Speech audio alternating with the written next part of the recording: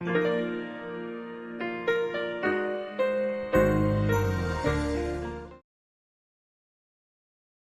est ce grand voyageur qui plane sur la berge de la culture? Cet albatros qui écoute les murmures du vent, le clapotis des vagues et veille sur le palais de la culture d'Abidjan comme l'on veille sur un nouveau-né.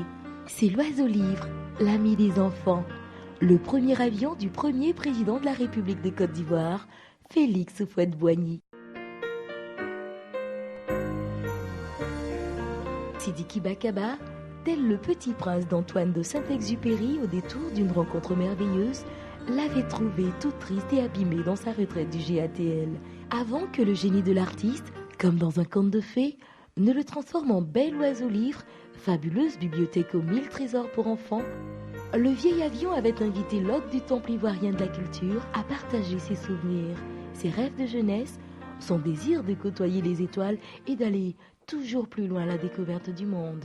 Puis, à ses pieds, a fleuri un théâtre de verdure de 300 places assises, où contes pour enfants, spectacles de marionnettes, de danse, pièces de théâtre, projections de films, dîners-spectacles et autres manifestations s'égrènent sous l'œil vigilant d'une tour de contrôle régulant tous les outils et artifices techniques qui créent la féerie du son et de la lumière.